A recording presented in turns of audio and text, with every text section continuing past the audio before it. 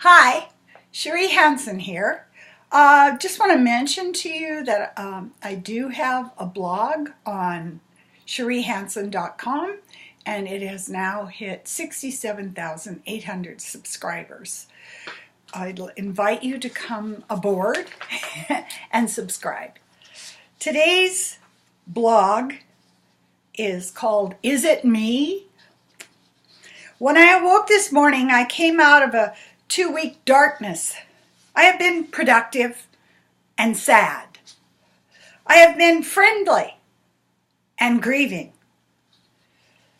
I have been doing my job of running a bed and breakfast and at the same time being emotionally sluggish.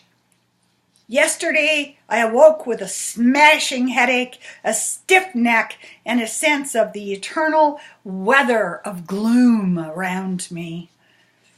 What made it even worse is that I know this weather system is from an old geography. I am highly aware that my self-criticism is leftover scar tissue. The conjunction with reality and my perception of reality is so blatantly out of line that even in my most unforgiving moments, I can see it. I say to myself, I have nothing to be depressed about. My house is gorgeous. My garden is spectacular. The fences surrounding my queendom are sparkling white with fresh paint. My deck is sanded and freshly painted as well. My body is strong and healthy. My children know how to love their children. The signs of building a positive life are all around me. But there is always something. There is the one friend who always criticizes me. She bends to pick a weed out of the garden or points out something that is wrong in my life.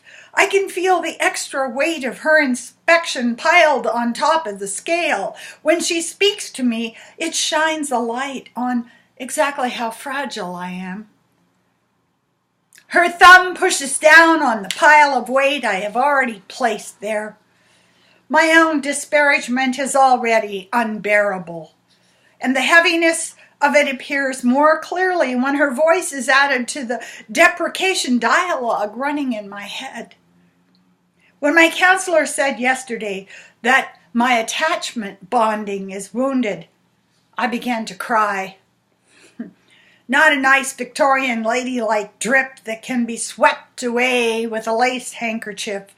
It was a break in the retaining wall. It was a breach of the encapsulated story. I felt the grief of it and all that it has cost me. And so I know that while my hands, my focus, my skill have created so much that is positive for me, I have a yearning to no longer be ostracized by my own mind. I was never good enough, and so now I am never good enough for me. I could never help the pain around me as I was growing up, and so now I try valiantly to heal the pain around me. But the pain within me, that is sinning, I explained to my therapist. To carry the yearning for more than I have is somehow a transgression into evil. The counselor asked me what it was I wanted to be. She asked me why I try so hard to be perfect, and the words poured out. I want to be blameless, I said. I want to not be responsible for any failure. I desire once and for the rest of my life to be able to say that I am above reproach, beyond criticism, above suspicion, irreproachable, unimpeachable, in the clear, not to blame, without fault, exemplary, perfect, virtuous, pure, moral, upright, impeccable, unblemished, spotless, stainless, untarnished. And there it is.